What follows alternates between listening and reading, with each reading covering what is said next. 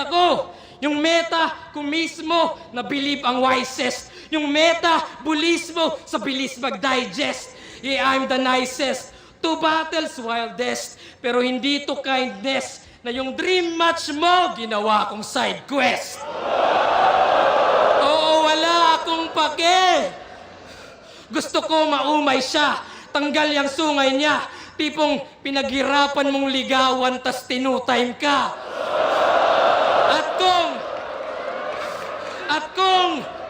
At kung mag-isa buhay ka, well, ako rin para hantingin ka. Ako'y sasali lang ulit para patalsikin ka.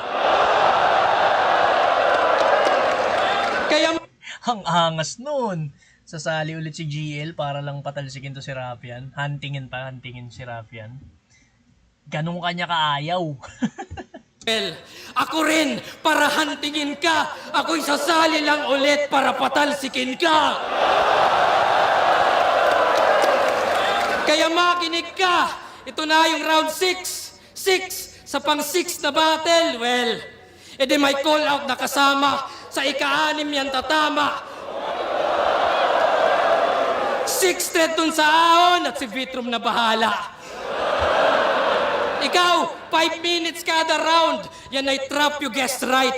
Para sa'yo yung quantity, while I get the best rhymes. Disiplinado at finest. Ito'y kitil with deadline. I don't need the time less. I can kill with less time. At kung tunay kang Rizal at gusto mo ng lunas, iba't di ka magpakita sa luneta bukas. Kaya tayong may rally kinabukasan. Kaya niya nasabi yun. Pero okay na rin yung ender niya kung nag-stop na siya dun sa timeless I can kill with less time Okay na rin yun pero okay din kasi may rally naman talaga yan bukas. Kaya yun yung ender ni GL. Pero round 3 ni GL yung pinakamahina niyang round para sa akin. Konti lang yung ang pinakanagustuhan ko lang dun is yung nag-angas siya kay Rafian na sumali siya ng isa buhay, hahantingin niya ulit, tapos papatalsikin niya. Yun yung pinakanagustuhan ko dun. Hindi ko lang masyado natripan yung Floodway Rap Battle League. Siya si Noah, anda siya sa baha, current, siya si Moses, hahatiin niya yung current. Yung mga ganun niyang umpisa,